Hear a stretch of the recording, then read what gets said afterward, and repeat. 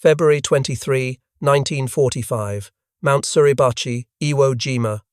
Private First Class Tadashi Yamamoto crouched in a concrete bunker, hands trembling as he wrote words that would have earned him execution if discovered by his own officers. The Marines are not human. They do not die like other men. Everything we were told about American weakness was a lie.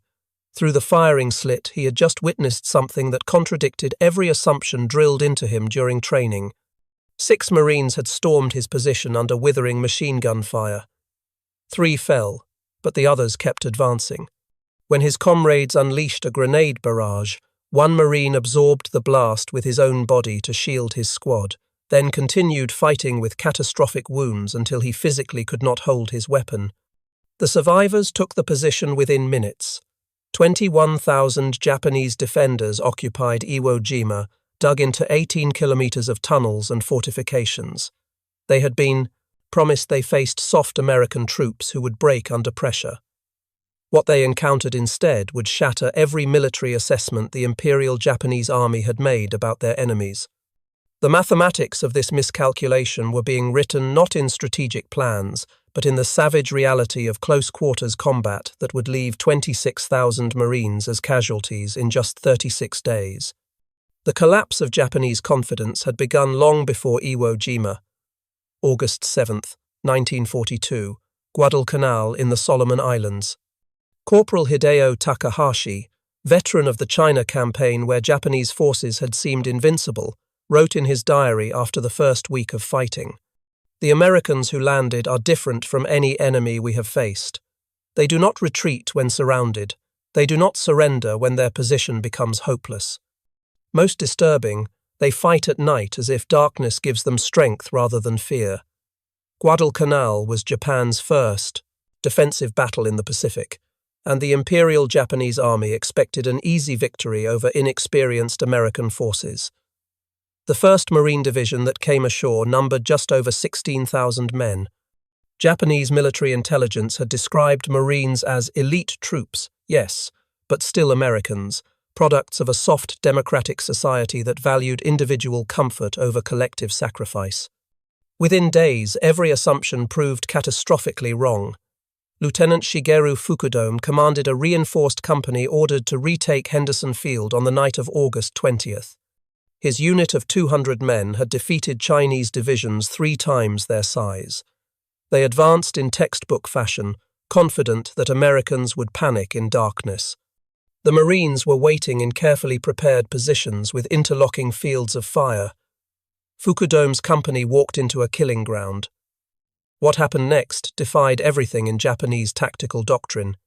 Rather than fortify and defend, the Marines immediately counterattacked into the darkness, using automatic weapons with devastating precision. Fukudome's diary, recovered after his death 3 days later, recorded his shock. "They attacked us in the night. We are the ones who attack at night. They moved through jungle we considered impenetrable. They killed in silence, then vanished. By dawn, 90 men remained from my company." The Americans had suffered 12 casualties. The pattern repeated across Guadalcanal. Japanese forces, accustomed to enemies who crumbled under banzai charges, discovered Marines who held positions until physically overrun, then fought hand-to-hand with bayonets, knives, and fists. Sergeant Kenji Matsumoto, who survived 4 months on Guadalcanal before evacuation, wrote in a letter intercepted by American intelligence, "We were taught the Americans are individualistic, that they will not sacrifice for their comrades. This is false. I watched a Marine machine gunner continue firing with both legs shattered until Japanese infantry killed him at arm's length. His assistant immediately took the weapon and continued firing. We lost 40 men to that position. The Marine training that created such soldiers baffled Japanese military analysts. Private Yamamoto, who would later face Marines on Iwo Jima, first learned of them during intelligence briefings in 1943. The instructor, a staff officer who had interrogated captured Marines, seemed genuinely disturbed. The American Marines undergo training that would be considered criminal abuse in any civilized army. They are broken down mentally and physically, then rebuilt into something that barely resembles the soft civilians who entered. They are taught to view death in combat as honorable, to never surrender, to fight until physically incapable. This sounds familiar, yes? They have copied our Bushido, but added something we did not anticipate: American industrial capacity. The combination proved devastating. Japanese soldiers trained in the code of Bushido expected death before dishonor, but they fought with equipment increasingly inferior to American weapons. Marines underwent training nearly as harsh as Japanese soldiers endured, creating warriors just as willing to die. But those Marines landed with overwhelming firepower that made Japanese positions untenable. November 20th, 1943. Tarawa Atoll, Rear Admiral Keiji Shibasaki commanded 4,500 defenders in fortifications considered impregnable. The 2nd Marine Division proved him wrong in 76 hours. Private First Class Tadashi Ogawa, one of only 17 Japanese survivors, told interrogators what he witnessed. The first wave was massacred in the water. We killed hundreds. More craft arrived. The second wave died on the beach. More came. The third wave reached our positions with flamethrowers. They did not stop until we were dead, or they were. The mathematics were brutal. Nearly 6,400 men died on Tarawa in 76 hours. The Marines who survived had demonstrated they would take any objective regardless of cost. Documents captured on Saipan in 1944 revealed Japanese intelligence reports describing Marines as, quote, shock troops displaying fanatical devotion to objectives. Marines refuse orders to retreat and will counterattack even when tactically disadvantaged.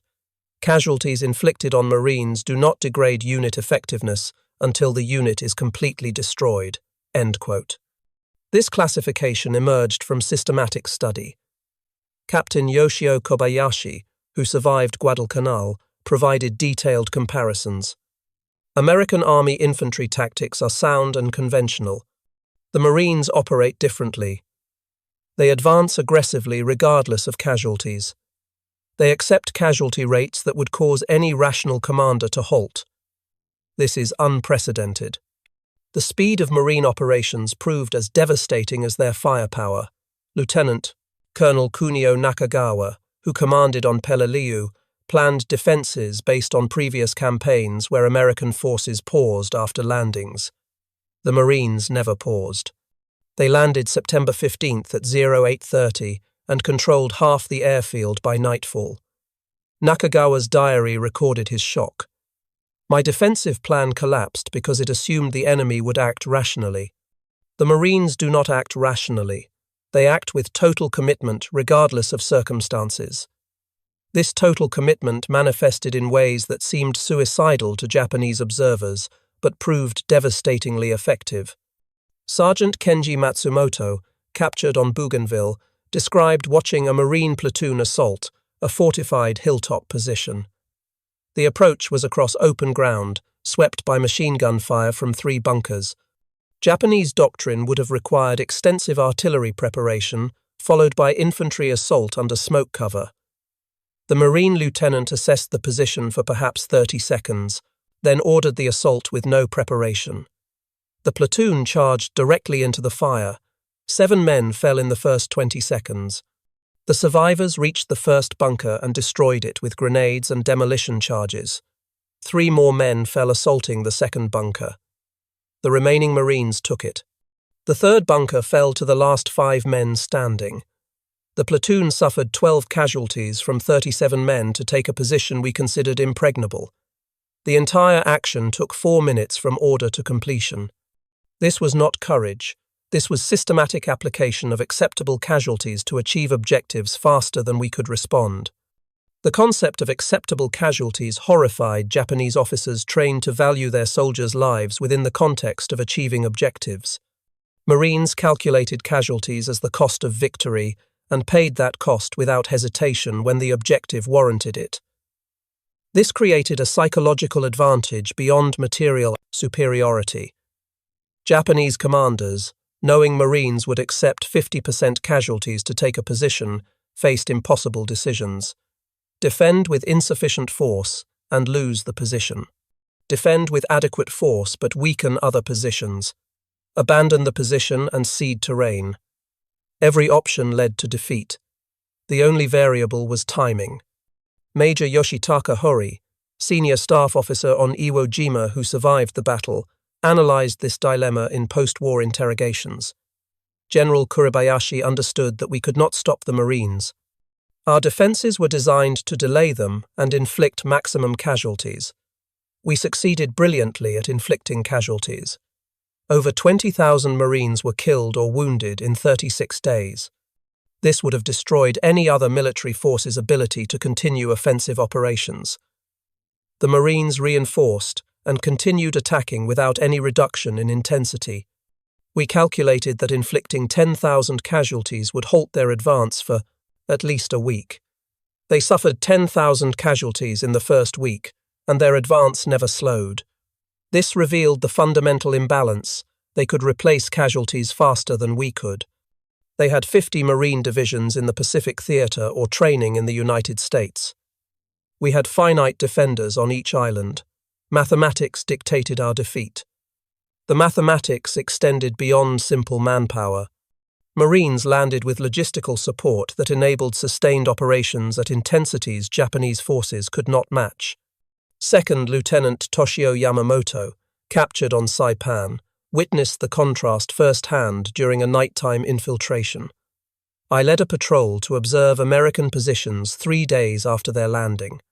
We expected to find exhausted troops with limited supplies, as Japanese forces would have been after 3 days of intense combat on a contested beachhead. Instead, we found Marines eating hot food, receiving ammunition resupply by truck, with medical tents treating taumaturm, wounded, and rest areas where units rotated off the line. Their supply dumps contained more ammunition than my entire regiment possessed. They had mobile kitchens preparing fresh meals. They had portable showers and laundry facilities. They were fighting the most intense battle of the Pacific War and living better than we did in garrison. This demonstrated that defeating them was impossible. They would never run out of food, ammunition, medicine, or replacements. We would. The relentless American logistics created a form of attrition warfare that favored Marines despite higher initial casualties. Japanese defenders fought from fixed positions with limited supplies and no reinforcement. Every casualty was permanent. Every round of ammunition expended could not be replaced.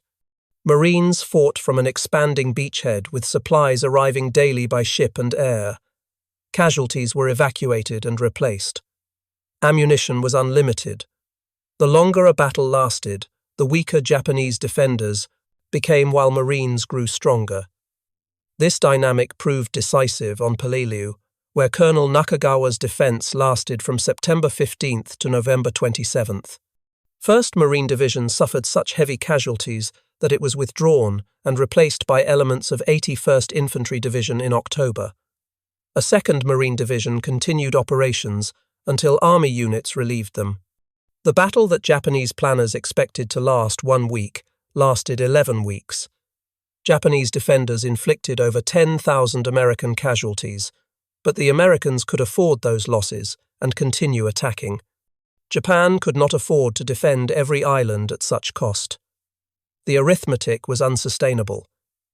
The unsustainability became clear to Japanese military leadership by mid-1944.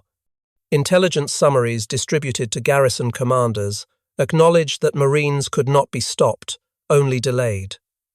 One document, captured on Tinian, provided guidance that revealed complete abandonment of any hope for victory.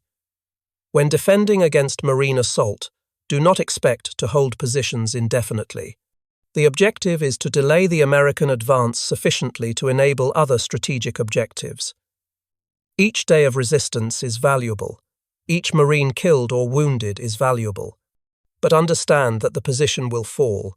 Prepare accordingly.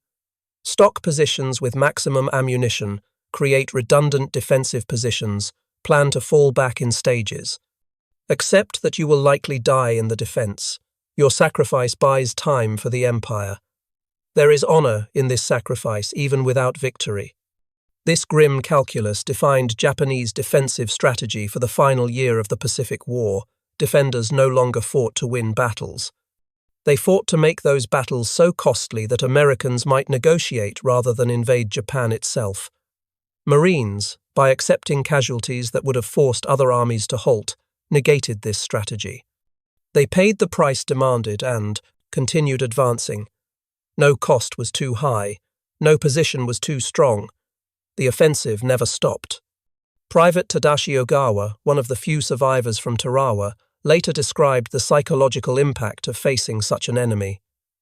After the first day of battle, we knew we would lose. The Marines had landed in overwhelming force. They had naval gunfire that destroyed our positions. They had air support that bombed us continuously.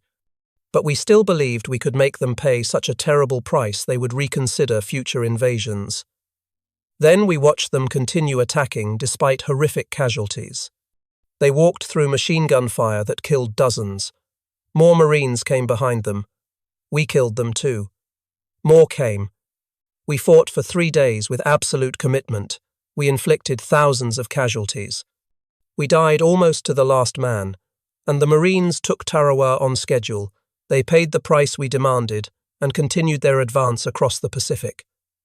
That was when we understood the war was lost. An enemy who will pay any price to win cannot be defeated by making victory expensive. This realization spread through the Japanese military as survivors from each battle carried their experiences to the next. By the time Marines landed on Iwo Jima in February 1945, every Japanese defender knew they faced the most implacable enemy in the Pacific. They knew they would die. They knew the Marines would take the island. The only question was how many Marines would die with them. General Kuribayashi's defensive plan accepted these realities and built strategy around them. His orders to troops acknowledged what official propaganda denied. We cannot win this battle. We can only make the Americans bleed for every meter of ground. That is our mission. Accept death. Inflict casualties. Delay their advance. This is how we serve the Empire in its darkest hour. This assessment proved accurate in battle after battle. February 19th, 1945, D-Day on. Iwo Jima provided the most comprehensive Japanese military analysis of marine capabilities. General Tadamichi Kuribayashi, arguably the most capable defensive commander Japan fielded in the Pacific, spent months studying marine tactics and creating defenses specifically designed to defeat them. His preparations were extraordinary. But before Iwo Jima tested Kuribayashi's theories, Marine raiders had demonstrated capabilities beyond standard excellence. These elite units conducted deep penetration operations that created terror disproportionate to their small numbers. Japanese forces discovered that raiders operated in darkness with devastating effectiveness. Colonel Kiyono Ichiki learned this fatally on Guadalcanal in August 1942. His 900 men had defeated Chinese forces through aggressive night attacks. Japanese doctrine held that Americans feared darkness. Ichiki planned a textbook night assault against marine positions on the Tanaru River. Raiders from 1st Marine Raider Battalion waited in prepared positions. Ichiki's force waded into the river at 01:30 hours on August 21st. Raiders opened fire at point-blank range with automatic weapons, supported by pre-registered artillery. The battle lasted 20 minutes. Japanese casualties exceeded 700 killed. Marine casualties numbered 35. The raiders were eventually disbanded and integrated into regular Marine divisions in 1944, but their tactics spread throughout the Corps. By Iwo Jima, standard Marine infantry employed techniques raiders had pioneered. Night patrols probed continuously. Small units made independent decisions. Communications allowed unprecedented coordination. The result was an enemy that fought 24 hours per day with intensity Japanese forces could not sustain. Corporal Hideo Takahashi, who fought on 3 islands before his capture on Okinawa, summarized the experience. The Marines never stopped. Day attacks, with overwhelming firepower. Night attacks by small units infiltrating our positions. Constant artillery harassment preventing rest. Air attacks throughout daylight hours. We were under pressure continuously from landing to defeat. Japanese forces traditionally controlled the night and could rest and regroup after daylight battles. Against the Marines, there was no rest. There was no safe time. There was only continuous combat until we were dead or captured. This was industrial warfare applied without mercy. The industrial aspect of Marine operations fascinated and terrified Japanese military analysts. Unlike Japanese forces that relied on spirit and individual sacrifice to overcome material limitations, Marines systematically applied maximum force to every problem.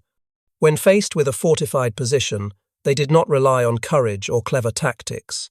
They identified the position, called in artillery that fired hundreds of shells to destroy it, brought forward tanks with flamethrowers to burn out survivors, then sent infantry to secure the position.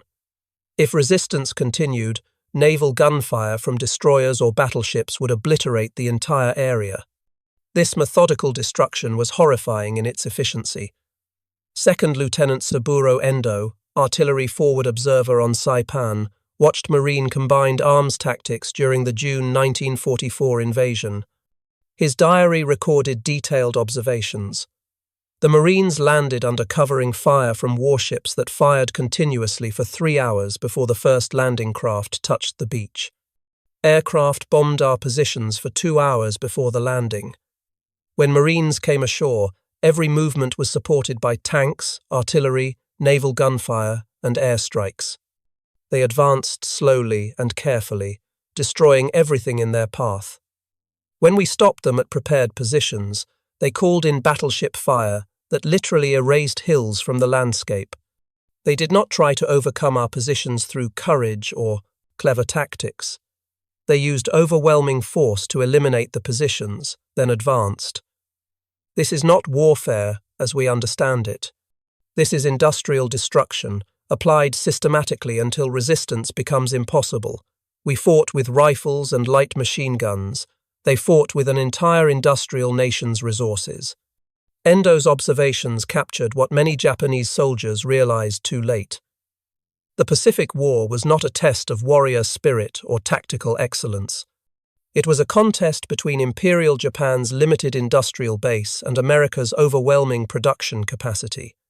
Marines were the cutting edge of that production capacity, warriors trained to exploit American advantages ruthlessly while accepting casualties that leveraged superior numbers and replacements. Against such an enemy, Japanese courage and tactical skill meant nothing. The outcome was mathematically determined from the start. Only the duration and cost remained variable. Kuribayashi banned the banzai charges that had wasted Japanese lives in previous battles. He created a defense in depth that channeled Marines into killing zones, covered by multiple bunkers. He positioned artillery to deliver devastating fire on landing beaches. He built 11 miles of tunnels connecting 1,500 cave positions. Every approach was registered for mortar and artillery fire. The beach was a death trap. 3 Marine divisions, 70,000 men, landed on Iwo Jima on February 19th. Kuribayashi's defences worked exactly as planned. Naval bombardment barely scratched the fortifications. Marines landed in neat waves and immediately took catastrophic casualties. Within minutes, the black volcanic sand was covered with dead and wounded. Japanese artillery observers called down perfectly coordinated fire. The assault seemed to be failing.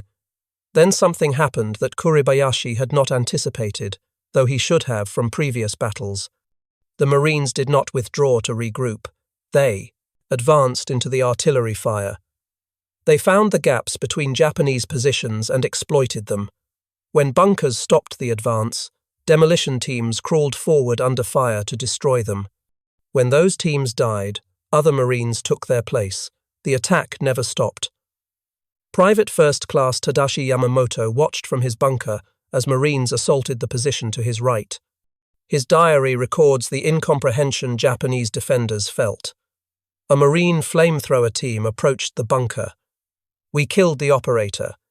His assistant picked up the weapon and continued. We killed him. A third Marine took the weapon. We wounded him severely. He continued firing until the weapon was empty. Then he threw grenades into the firing ports until we killed him. By then, demolition engineers had reached the bunker entrance. The position was lost. This happened 30 times in the first hour.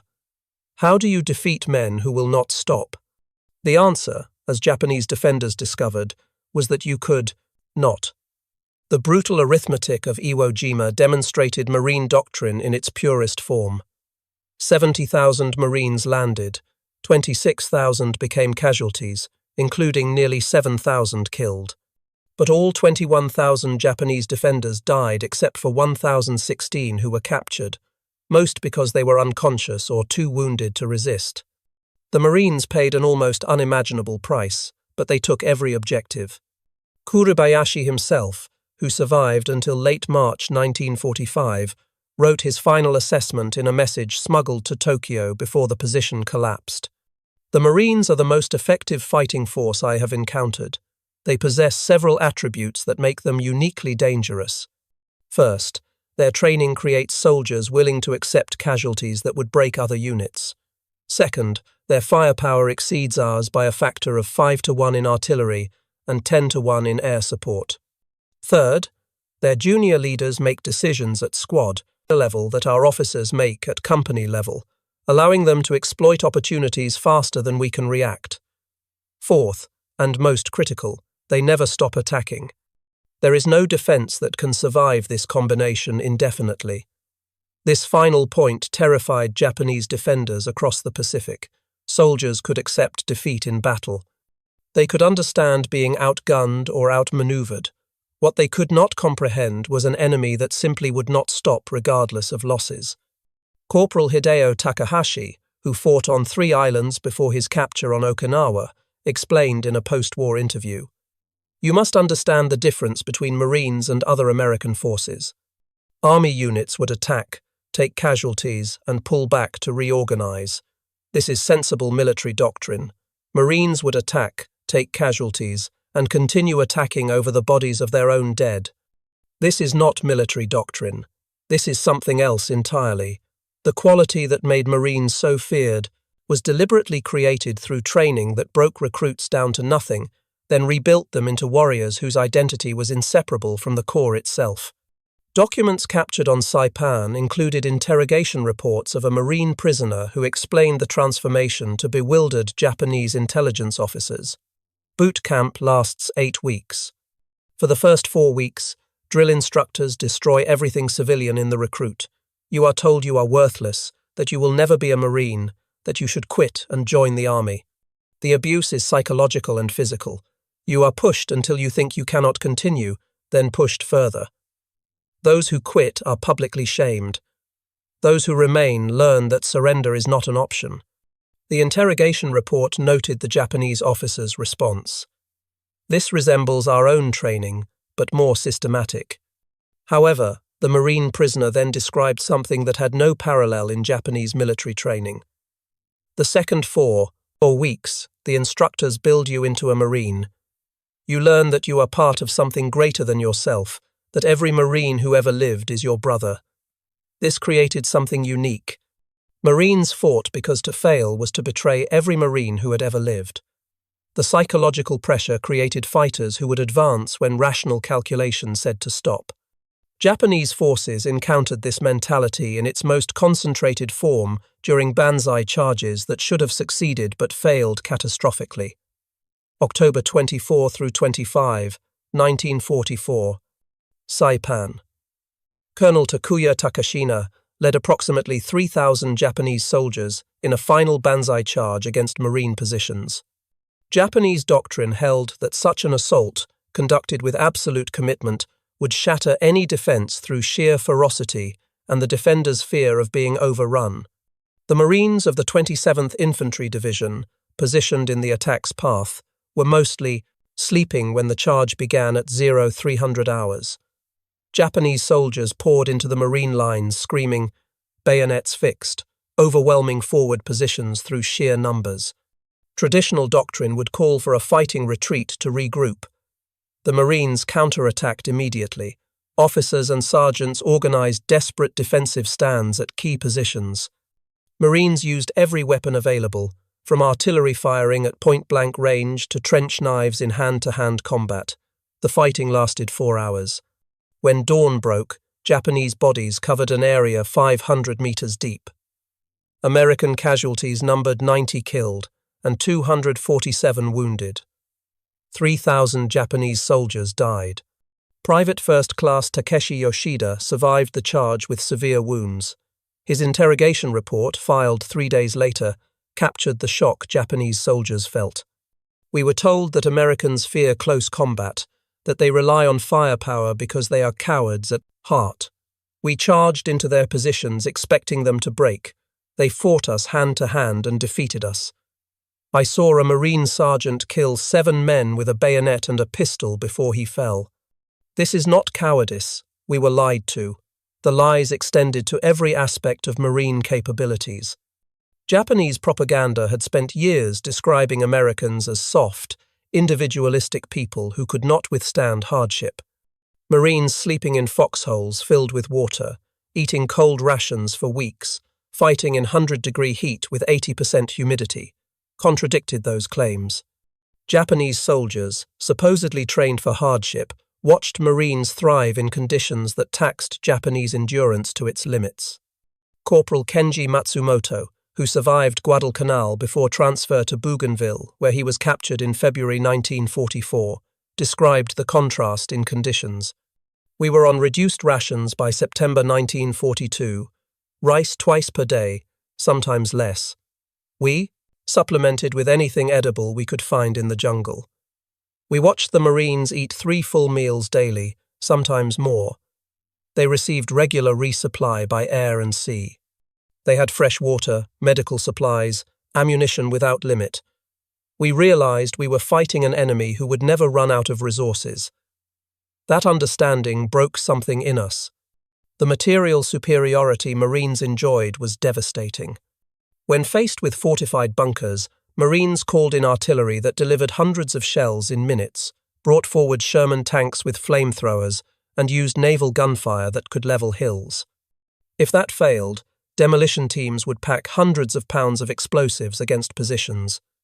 Lieutenant Shigeru Fukudome, before his death on Guadalcanal, wrote the most comprehensive analysis of Marine combined arms tactics captured during the war.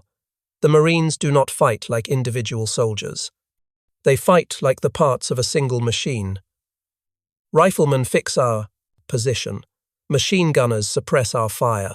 Mortarmen deliver smoke to blind our observers. Artillery destroys our bunkers. Tanks advance with infantry following. Aircraft bomb any position artillery cannot reach. This happens within minutes of contact, coordinated by junior officers using radios we do not possess. We cannot counter this because we cannot coordinate at the same speed. By the time our commander understands the situation and issues orders, the Marines have already moved to exploit our weakness.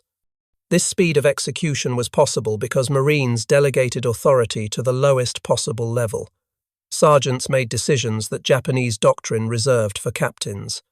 Corporals led assaults that required a lieutenant's authority in the Imperial Japanese Army. The result was an enemy that adapted faster than Japanese forces could react. When a bunker stopped a Marine advance, a sergeant would immediately redirect the attack through a different approach while calling in, supporting fire, all without waiting for orders from above. Japanese defenders often found themselves fighting enemies who appeared in unexpected directions because Marines had identified and exploited weaknesses before Japanese commanders recognized they existed. The most feared Marine weapon was not rifles or artillery, it was the flamethrower. Japanese soldiers, trained to die honorably in combat, discovered that flamethrowers offered no honorable death. Corporal Hideo Takahashi, captured on Okinawa, with burns covering 40% of his body, described the psychological impact. We were taught to accept death in battle as glorious. Death by bullets, bayonets, artillery, these are warriors' deaths. Fire is something different. You watch flames approach your position, you smell comrades burning alive. You hear the screaming. There is no glory in this death. It is industrial slaughter. This is what the Marines understood that we did not. Modern war has no place for glory. It is about killing the enemy as efficiently as possible, using the best tools available. This realization came too late for most Japanese defenders. By 1944, every Japanese soldier in the Pacific knew that facing Marines meant facing the most lethal combination of training, equipment, and doctrine the Americans possessed. Intelligence reports distributed to garrison forces described Marines with a mixture of respect and dread that bordered on superstition. One document, captured on Tinian in July 1944, provided detailed guidance on defending against Marine assaults. The report acknowledged several facts that contradicted years of Japanese propaganda. First, Marines are physically larger and stronger than Japanese soldiers on average, due to superior nutrition since childhood. Second, Marines receive more ammunition, better weapons, and more reliable equipment than Imperial Japanese Army troops. Third, Marine training emphasizes marksmanship to a degree unmatched by Japanese forces. The average Marine rifleman can hit targets at ranges where our soldiers cannot. Fourth, Marines operate with air and naval support that we cannot match or counter. Fifth, and most critically, Marines are trained to believe surrender is unacceptable. They will fight to death or victory.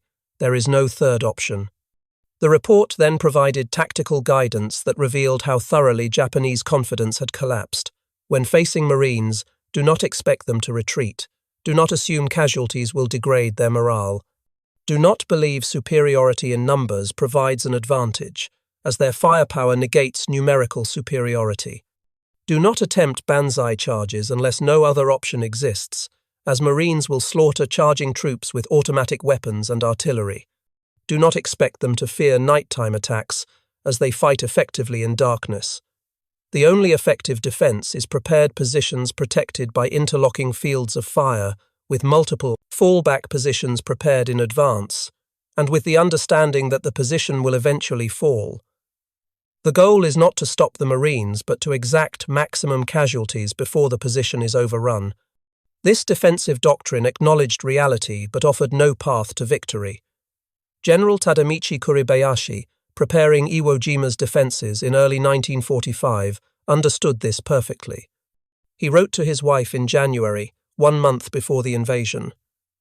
"I am asked to defend Iwo Jima against American Marines. This is a mathematical problem with only one solution. The Marines will land with 70,000 men. They will have complete control of sea and air. They will bring unlimited ammunition and supplies. They will attack until Iwo Jima falls. My mission is not to defeat them, that is impossible. My mission is to make them pay such a terrible price that the Americans will reconsider invading the home islands. Every day I keep them fighting is a day the Empire has to prepare. Every Marine killed is one less enemy in the final battle." Kuribayashi's strategy reflected the evolution of Japanese defensive doctrine from confident aggression to desperate attrition. The Marines who landed on Iwo Jima on February 19th faced defenses designed not to repel them, but to bleed them in ways that would destroy American resolve. Every bunker was positioned to require direct assault. Every cave entrance was covered by multiple firing positions. Every meter of ground cost lives to take. The strategy failed because it misunderstood Marine culture. High casualties did not break Marine morale. They reinforced it. Every fallen Marine demanded vengeance. Every day of brutal combat strengthened survivors' determination to win. The worse the fighting became, the harder Marines fought. This was incomprehensible to Japanese military thinking, which assumed that even fanatical troops had a breaking point. Private First Class Tadashi Yamamoto, who survived until March 10th before dying in his bunker, wrote his final diary entry the night before. "Tomorrow the Marines will reach this position. We have killed hundreds of them in the past 3 weeks. More arrive every day. They do not weaken. They do not slow down. They do not stop. I thought our spirit was stronger than American materialism. I was wrong. The Marines have both spirit and material. They have courage equal to ours, combined with weapons and supplies we cannot match. They are what we claim to be. We are what we claimed they were. This is the truth we die knowing." His bunker was destroyed the next morning by a Marine demolition team after a 6-hour battle that killed all 11 defenders and wounded 3 Marines. The position delayed the Marine advance by exactly 40 minutes before being bypassed by other units that continued advancing while combat engineers reduced the bunker. This pattern repeated across Iwo Jima thousands of times. Japanese defenders fought with desperate courage, inflicting terrible casualties, achieving nothing except their own deaths. The campaign ended on March 26. The final statistics told the story of what happened when Marines fought the best defenses Japan could create. 21,000 Japanese defenders died. 1,016 surrendered, most because they were unconscious or physically incapable of resistance. The Marines suffered 26,000 casualties from 70,000 men committed. Nearly 40% casualties. Any other military force would have required months to recover. 3rd, 4th, and 5th Marine Divisions were back in action within 6 weeks. This ability to absorb casualties and continue fighting became the defining characteristic that most terrified Japanese defenders. Corporal Kenji Matsumoto, imprisoned in Hawaii after his capture, explained in a 1946 interview what Japanese soldiers felt facing Marines. The worst part was knowing they would never stop. You could kill half a Marine unit, and the survivors would continue attacking. You could wound their leaders, and sergeants would take command. You could fight them to exhaustion, and they would attack again the next day. There was no way to win. You could only kill them until they killed you. That is not war. That is mutual annihilation. And the Marines had more men than we did. The American industrial capacity that produced waves of replacement Marines astonished Japanese military planners.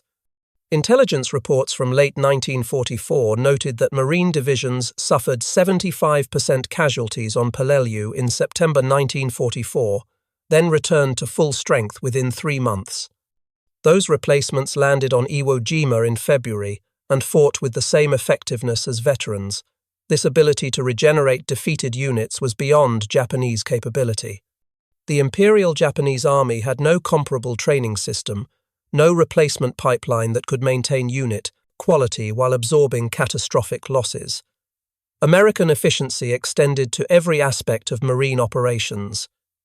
Wounded Marines received medical treatment within minutes of being hit. Casualty evacuation by air and sea moved wounded men from battlefield to hospital ship in hours. Blood plasma, antibiotics, surgical care that saved lives at rates unprecedented in military history. Japanese wounded often died from lack of medical supplies, from infected wounds, from injuries that American medicine routinely treated. Captured Japanese soldiers watched Marines who should have died from wounds that would have killed Japanese soldiers instead survive to fight again. The final humiliation came after Japanese surrender in August 1945. Marines occupied Japanese home islands, expecting resistance from a population indoctrinated to die rather than submit. Instead, they found exhausted people grateful the war had ended. Private First Class Takeshi Yoshida, repatriated in 1946 after recovering from wounds received on Saipan, described his return home. Everything we were told was lies. The Marines did not torture prisoners. They provided food, medical care, shelter. They treated us better than our own officers had. The Americans were not barbarians. We were the barbarians. This knowledge destroyed what remained of our faith in the empire. Thousands of former Japanese soldiers reached similar conclusions. The post-war interrogation reports revealed common themes: respect for Marine fighting qualities, bitterness toward Japanese leadership that had lied about American capabilities, recognition that the war had been hopeless from the start because Japan could not match American industrial capacity or the fighting quality of troops like the Marines. The most comprehensive assessment came from General Tadamichi Kuribayashi's final message from Iwo Jima, delivered through desperate radio transmission on March 21st, 5 days before the island fell. He wrote, "I have fought the Marines for 31 days. They are the finest soldiers I have encountered. Their training is superior, their equipment is overwhelming, their courage equals ours, and their numbers are endless. Japan cannot defeat such an enemy. We can only die fighting them, and hope that our sacrifice buys time for peace negotiations that preserve something of our nation. To my fellow officers preparing to defend the home islands, know this: the Marines will come. You cannot stop them. You can only make them pay in blood for every meter of ground. Perhaps if the price is high enough, they will negotiate rather than destroy everything. That is our only hope. That hope died with the atomic bombs in August. But Kuribayashi's assessment of Marines proved accurate. They were the tip of the spear that broke Japanese defensive lines across the Pacific.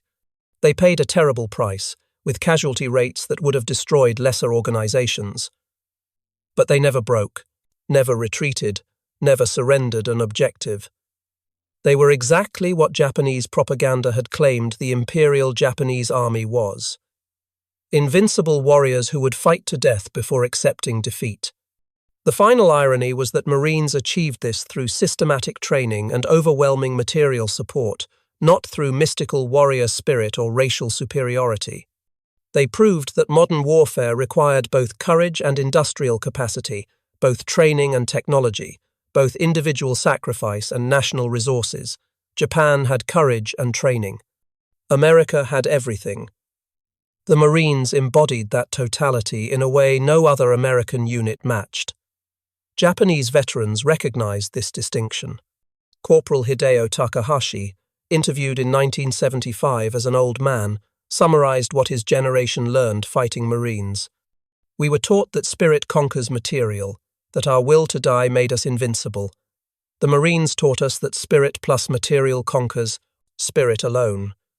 They were as willing to die as we were, but they had Sherman tanks and naval gunfire and unlimited ammunition and air supremacy and medical care and food and all the resources of America behind them. We had our rifles and our courage and promises of victory. That was not enough. It was never going to be enough. The Marines proved that on every island they took. The statistical record supports this conclusion. Marines fought in every major Pacific campaign, from Guadalcanal in August 1942 to Okinawa in June 1945. They suffered 86,000 casualties, including 19,500 killed. But they never failed to take an objective, never abandoned a position once captured, never gave Japanese forces reason to believe Marines could be defeated through superior tactics or fighting spirit. The price was terrible. The results were absolute. Japanese military analysts studying Marine operations after the war reached unanimous conclusions. The Marines represented the ultimate expression of American military power. They combined warrior ethos matching Japanese Bushido with industrial resources matching American production capacity. They trained soldiers willing to die for victory while providing those soldiers with weapons and support that made victory possible. This combination was unbeatable. The lessons learned came too late for the 21,000 Japanese soldiers who faced Marines on Iwo Jima, or the 30,000 who fought them on Okinawa, or the hundreds of thousands who prepared to fight them on the home islands before surrender ended the war. Those men knew only that Marines were the enemy they feared most, the enemy their officers could not stop, the enemy who would keep coming regardless of casualties until every Japanese defender was dead. Private First Class Tadashi Yamamoto's final diary entry, written hours before his death in a bunker on Iwo Jima, captured this knowledge. He wrote, "The Marines will win, not because they are braver than we are, not because they want victory more than we do. They will win because their nation gives them everything they need to win, and they will use those resources without mercy until we are all dead. This is the truth our leaders should have told us. We are samurai fighting with swords against men with machine guns, who also have the spirit of samurai. There was never any hope. There was only death." His bunker fell the next day. The Marines who cleared it found his diary and forwarded it to intelligence officers who translated it and filed it among thousands of similar documents. The words captured a truth that Japanese soldiers across the Pacific had learned through brutal experience. Fighting the Marines was not like fighting other American forces. It was not like fighting British or Chinese or any other enemy. It was fighting an opponent who combined everything Japan claimed to possess with everything Japan lacked. That combination made the Marines the most feared enemy Japanese soldiers would face. The statistics tell part of the story, the battles tell more. But the words of Japanese soldiers who survived to tell of it reveal the complete picture. They fought men who would not stop, who would not surrender, who would die before accepting defeat, and who had the weapons and support to make that spirit devastating. Against such an enemy, courage was not enough, training was not enough, determination was not enough. Nothing was enough except surrender or death. The Japanese military chose death. The Marines delivered it with systematic efficiency. That was why Japanese soldiers feared fighting the Marines more than any other unit. The Marines said they would take the objective, and they took it. They said they would accept any cost, and they paid it. They never stopped. Japanese defenders discovered that courage meant nothing when facing an enemy who matched their determination and exceeded their firepower by factors that made resistance futile. That was the lesson learned in blood from Guadalcanal to Okinawa. After the war ended and propaganda dissolved, Japanese veterans acknowledged the truth their leaders had hidden. The Marines were everything Japan claimed its soldiers were, backed by everything Japan could never provide. Against such an enemy, the war was lost before it began. The Marines proved it completely, one island at a time, at a cost measured in thousands of lives on both sides.